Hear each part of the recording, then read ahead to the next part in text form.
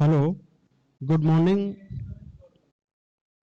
every student of MSc final.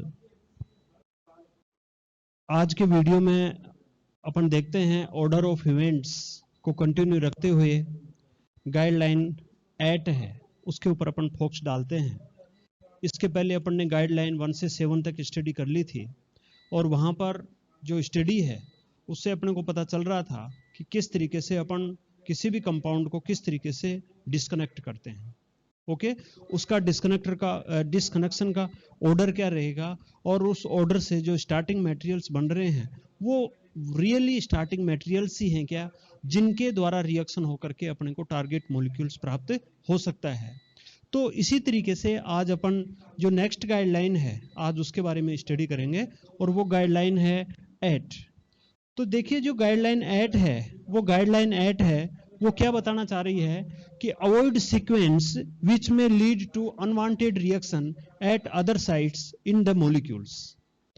तो इसमें ये जो गाइडलाइन है इसके अकॉर्डिंग क्या है कि यदि मान लीजिए कोई टारगेट मॉलिक्यूल्स है और उस टारगेट मॉलिक्यूल्स का अपन डिस्कनेक्ट कर रहे हैं और उसके डिस्कनेक्शन की मान लीजिए 2 स्ट्रेटेजी है और 2 स्ट्रेटेजी में जैसे एक स्ट्रेटेजी है दूसरी स्ट्रेटेजी है, दोनों ही स्ट्रेटेजी से अपने को स्टार्टिंग मटेरियल्स प्राप्त हो रहा है तो अपन उस स्ट्रेटेजी है उसको अपन सुटेबल मानेंगे, उसकी अपन गुड चॉइस करेंगे जिसके अंदर स्टार्टिंग मटेरियल्स है उसके द्वारा रिएक्शन हो और उस रिएक्शन से कोई अनवांटेड प्रोडक्ट है वो नहीं प्राप्त हो, है ना।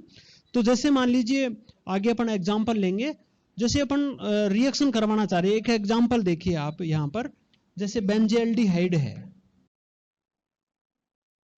ये बेंजेल्डिहाइड है और इस बेंजेल्डिहाइड का आप नाइट्रेशन करवा रहे हैं। यहां पर कंसंट्रेट HNO3 ले रहे हैं और कंसंट्रेट HNO3 प्लस कंसंट्रेट यहां पर क्या ले रहे हैं H2SO4 ये ले रहे हैं और इसके द्वारा आप नाइट्रेशन करवा रहे हैं। नाइट्रेशन के द्वारा आपको पता है कि जो एल्डिहाइड ग्रुप है CHO ग्रुप है वो मेटा डायरेक्टिंग ग्रुप है और मेटा डायरेक्टिंग ग्रुप होता है तो जो इनकमिंग इलेक्ट्रोफाइल से है वो मेटा पोजीशन के ऊपर अटैक करता है और जो प्रोडक्ट है वो अपने को मेटा प्रोडक्ट प्राप्त होता है। परंतु और यहाँ पर ये होता भी है इस तरीके से कि यहाँ पर इस रिएक्शन के द्वारा जो प्रोडक्ट बनेगा वो बनेगा इस तरीके से NO2, यहां ये इस तरीके से ये बनेगा। परंतु ये देखा गया कि इस तरीके का जो प्रोडक्ट फॉर्मेशन है वो 50% ही होता है, ठीक है। और 50% होगा तो यहां पर तो फिर क्या बनेगा, इसके साथ साथ 50% क्या बनता है, 50% अपन देखते हैं कि ये जो कंसंट्रेट HNO3 है जो एज ए ऑक्सीडाइजिंग एजेंट की तरह बिहेव करती है और जब ये एज ए ऑक्सीडाइजिंग एजेंट की तरह बिहेव करेगी तो ये जो CHO ग्रुप है उस CHO ग्रुप को ये COOH ग्रुप में कन्वर्ट कर देती है। तो यहां पर इसके साथ अपन ये भी देखते हैं कि अपने को इस तरीके से यहां पर COOH और यहां पर ये NO2 ये प्रोडक्ट है, ये प्रोडक्ट भी प्राप्त हो रहा है।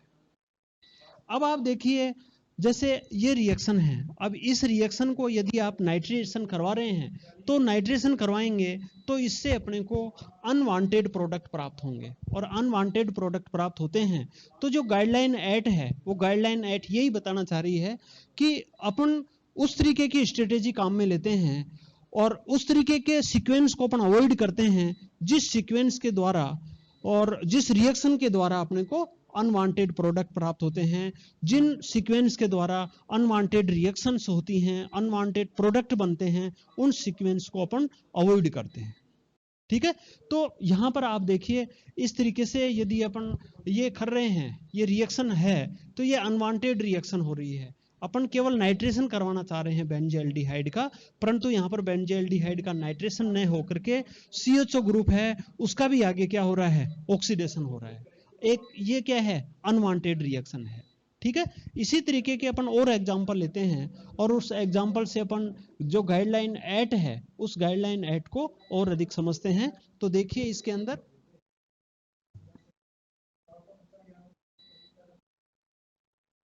यहां पर आप यूं देखिए जिस तरीके से, जैसे मान लीजिए यहां पर ये टारगेट मॉलिक्यूल्स है, ये टारगेट मॉलिक्यूल्स है और यहां पर ये ग्रुप है OET, ठीक है, इथॉक्सी ग्रुप है, और यहां पर ये क्लोरोमेथिल समूह है, और यहां पर ये नाइट्रो समूह है, ठीक है। यहां पर आप देख रहे हो कि यदि अपन इसका डिस्कनेक्शन करवा रहे हैं, इसका डिस्कनेक्शन करवा रहे हैं और इसका डिस्कनेक्शन करवाएंगे, तो यहां पर देखिए आप, यहां पर अपन करवा रहे हैं नाइट्रेशन, और नाइट्रेशन करवा रहे हैं तो यहां पर ये इस तरीके से, ठीक है। नाइट्रेशन का मतलब इसका नाइट्रेशन होगा, ये बनेगा, जानते हो ना, डिस्कनेक्शन अप्रोच में, डिस्कनेक्शन अप्रोच में रिट्रोसिंथेसिस होता है, सिंथेसिस से अपोजिट होता है। तो यदि यहां पर नाइट्रेशन लिख रहे हैं तो इसका नाइट्रेशन नहीं हो रहा, इसका नाइट्रेशन होकर के ये बन रहा है, और इसका नाइट्रेशन है तो यहां पर OET और यहां पर ये Cl। उसके बाद में इसका फर्दर डिस्कनेक्शन करेंगे, तो फर्दर इसका डिस्कनेक्शन करेंगे तो यहां पर अपन लिख दीजिए क्लोरो मेथिलेशन, और क्लोरोमेथिनेशन होगा तो यहां पर आप देख रहे हो यहां OET, ठीक है।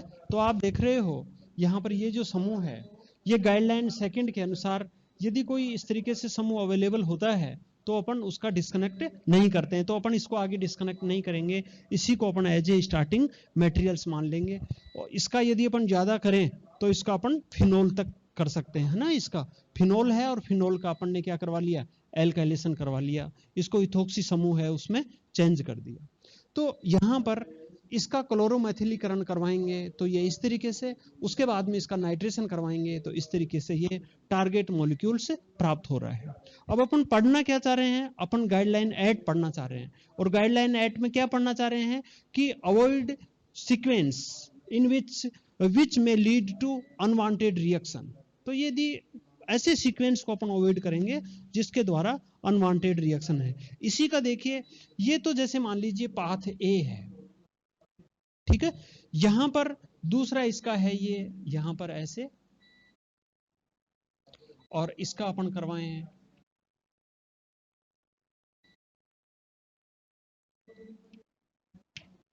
क्लोरोमेथिलेशन, और क्लोरोमेथिलेशन है, उस क्लोरोमेथिलेशन है तो यहां पर OET और यहां पर NO2। तो ये जो समूह है इसका क्लोरोमेथिलेशन करवा लिया यहां पर। उसके बाद में यहां पर और देखिए नेक्स्ट,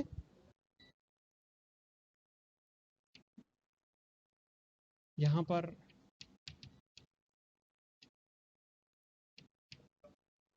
नाइट्रेशन, और नाइट्रेशन है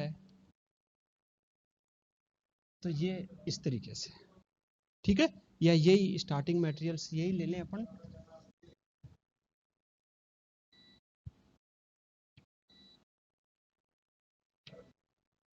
ठीक है, तो यहां पर ये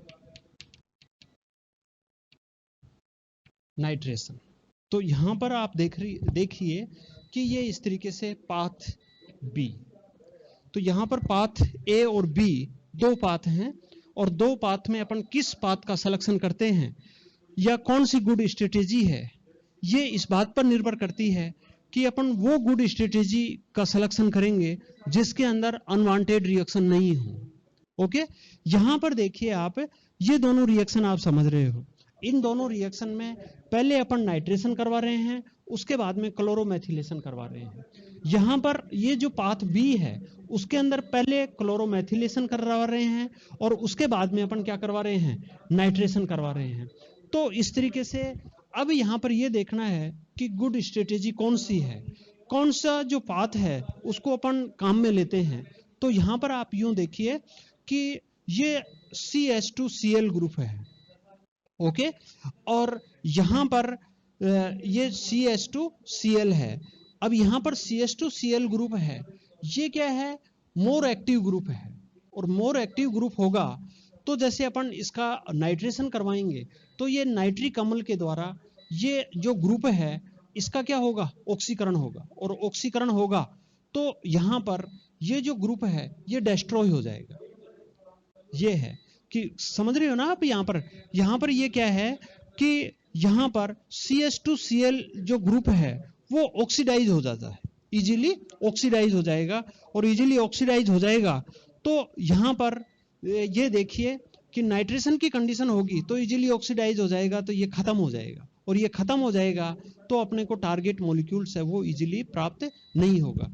और देखिए इसके अंदर, देखिए पहले इसके अंदर आप क्या करवा रहे हो, ये ले रहे हैं, फिर यहां पर क्या करवा रहे हैं, क्लोरोमेथिलेशन करवा रहे हैं, तो क्लोरोमेथिल समूह है, उसके बाद में उसका क्या करवा रहे हैं, नाइट्रेशन करवा रहे हैं, मतलब इसके अंदर अपन क्या डाल रहे हैं, नाइट्रिक अम्ल डाल रहे हैं। अब नाइट्रिक अम्ल डालेंगे तो ये नाइट्रिक जो अम्ल है ये क्लोरोमेथिल समूह का क्या कर देगा, ऑक्सीडेशन कर देगा, और ऑक्सीडेशन होंगे तो यहां पर ये जो टारगेट मॉलिक्यूल्स है, इस टारगेट मॉलिक्यूल्स के अंदर जो क्लोरोमेथिल समूह होना चाहिए था वो क्लोरोमेथिल समूह नहीं होगा, और ये समूह नहीं होगा तो इसका मतलब ये हुआ कि जिस तरीके की जो टारगेट मॉलिक्यूल बनना चाहिए था वो टारगेट मॉलिक्यूल नहीं बन रहा है।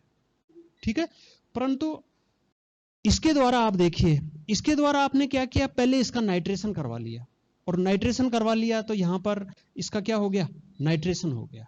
ठीक है, इसकी पैरा पोजीशन के ऊपर नाइट्रेशन हो गया। अब नाइट्रेशन होने के बाद में फिर इसका आप क्लोरोमेथिलीकरण करवा रहे हैं। अब उसके बाद में क्लोरोमेथिलीकरण करवा रहे हैं तो यहां पर नाइट्रो ग्रुप है वो तो जुड़ गया। अब इसमें अपन नाइट्रिक अम्ल नहीं डालेंगे, और नाइट्रिक अम्ल नहीं डालेंगे तो यहां पर क्लोरोमेथिल समूह यहां पर इस तरीके से जुड़ जाएगा। तो आप दोनों रिएक्शन से आपको इजीली समझ में आ गया होगा कि कौन सी जो स्ट्रेटेजी है वो गुड स्ट्रेटेजी है, कौन सा जो सिलेक्शन है वो करेक्ट सिलेक्शन है। ठीक है, कौन सा जो ओरिएंटेशन है वो करेक्ट ओरिएंटेशन है। तो आप यहां पर देखेंगे कि कौन सा करेक्ट ओरिएंटेशन है, यहां पर ये जो है, ये वाला जो बी है वो करेक्ट ओरिएंटेशन है। ठीक है, क्योंकि इसमें क्या हो रहा है, पहले नाइट्रेशन हो रहा है, और पहले नाइट्रेशन हो रहा है और बाद में क्या हो रहा है, क्लोरोमेथिलेशन हो रहा है। इसमें क्या हो रहा है, पहले नाइट्रेशन हो रहा है और उसके बाद में क्लोरोमेथिलेशन हो रहा है। ठीक है, तो ये सॉरी, पहले क्लोरोमेथिलेशन हो रहा है और उसके बाद में क्या हो रहा है, नाइट्रेशन हो रहा है। तो क्लोरोमेथिलेशन पहले होगा तो क्लोरोमेथिल समूह पहले जुड़ जाएगा, और उसके बाद में नाइट्रेशन होगा तो नाइट्रेशन के लिए जो रिजेंट काम में लेंगे कंसंट्रेट HNO3 वगैरह, तो वो जो कंसंट्रेट HNO3 है वो इस ग्रुप को क्या कर देगा, डिस्ट्रॉय कर देगा यहां पर। ठीक है, अब यहां पर इसमें अपन ने क्या स्ट्रेटेजी अपनाई है, पहले इसका नाइट्रेशन करवा दिया, नाइट्रेशन करवा दिया, नाइट्रिक अम्ल डाल दिया, नाइट्रेशन हो गया, प्रोडक्ट हो गया। ठीक है, नाइट्रिक अम्ल दूर हो गया। अब उसके बाद में क्लोरोमेथिलीकरण करवाएंगे। अब क्लोरोमेथिलीकरण करवाएंगे तो क्लोरोमेथिल ग्रुप जुड़ा हुआ रहेगा, क्लोरोमेथिल समूह है वो ऑक्सीडाइज नहीं होगा, जबकि इस कंडीशन में क्लोरोमेथिल समूह है वो ऑक्सीडाइज हो जाता है, और जब ऑक्सीडाइज हो जाता है तो टारगेट मॉलिक्यूल्स नहीं बन पाता है। क्यों नहीं बन पाता है, क्योंकि वहां पर अनवांटेड रिएक्शन है वो क्रिएट होती हैं, और अनवांटेड रिएक्शन क्रिएट होंगी तो टारगेट मॉलिक्यूल नहीं बन रहा है, और वो रिएक्शन वर्केबल नहीं है, तो फिर वो गाइडलाइन है, सॉरी वो डिस्कनेक्शन है वो प्रॉपर नहीं है। तो आप ये जो गाइडलाइन एक्ट है वो ये बता रही है कि गाइडलाइन एक्ट के अनुसार इस तरीके का जो डिस्कनेक्शन है वो गलत है, और गाइडलाइन एक्ट के अनुसार इस तरीके का डिस्कनेक्शन है वो सही है, क्योंकि इस डिस्कनेक्शन में कोई अनवांटेड रिएक्शन नहीं हो रही है, जबकि इस तरीके के डिस्कनेक्शन में अनवांटेड रिएक्शन क्रिएट हो रही है। ठीक है, तो आप इसको अच्छी तरीके से समझ गए होंगे कि किस तरीके से अपन किस सीक्वेंस को अवॉइड करेंगे और किस सीक्वेंस को अपन अडॉप्ट करेंगे, और किस सीक्वेंस के अनुसार अपन डिस्कनेक्शन करेंगे। ठीक है, इसी रिएक्शन का यदि आप सिंथेसिस देखना चाहें तो ये तो क्या है, रिट्रोसिंथेसिस है, इसी का आप सिंथेसिस देखना चाहेंगे तो देखिए मैं इसको मिटा रहा हूं यहां पर। यहां सिंथेसिस जैसे ये है तो यहां पर ये इसको डायरेक्ट में स्टार्टिंग मटेरियल्स मान लिया, उसके बाद में यहाँ पर सिंथेसिस है तो यहाँ पर इसका क्या कर दे, कंसंट्रेट HNO3 है ना, और concentrate H2SO4 nitrating mixer, nitric कारक मिश्रण, और यहाँ पर आप देख रहे हो कि ये OET है, ये इलेक्ट्रॉन डोनेटिंग ग्रुप है, और यहाँ पर ये नाइट्रेशन हो रहा है, और नाइट्रेशन होगा उसके बाद में यहाँ पर फॉर्मेल्डिहाइड और यहाँ पर HCl, और उसके बाद में यहाँ पर अपन ये जो हो रहा है ये क्या हो रहा है, क्लोरोमेथिलेशन। क्लोरोमेथिलेशन होगा तो यहाँ पर आप देख रहे हैं कि ये OET और यहाँ पर ये क्या है NO2, तो यहाँ पर क्या जुड़ जाएगा ये CH2Cl। ठीक है, तो क्लोरोमेथिलेशन बाद में होगा, तो ये जो नाइट्रिक अम्ल है उसके कांटेक्ट में आएगा ही नहीं, तो ये ऑक्सीडाइजिंग नहीं होगा। तो ये इस तरीके से अपन सिंथेसिस है जिसमें कोई इस तरीके से अनवांटेड रिएक्शन नहीं हो रही है। तो ये जो सिंथेसिस है वो पाथ बी के अकॉर्डिंग होने वाले डिसकनेक्शन अप्रोच है, रिट्रोसिंथेसिस है, उसके अकॉर्डिंग है और उसके अकॉर्डिंग है। तो ये गाइडलाइन जो एट है उसको फुलफिल कर रहा है। तो इस तरीके से ये गाइडलाइन एट है जो अपने को इस तरीके से बताती है। तो ये गाइडलाइन एट, तो आज अपन गाइडलाइन एट ही पढ़ेंगे, है ना। ये बाकी की जो गाइडलाइन है वो नेक्स्ट वीडियो में। Thank you.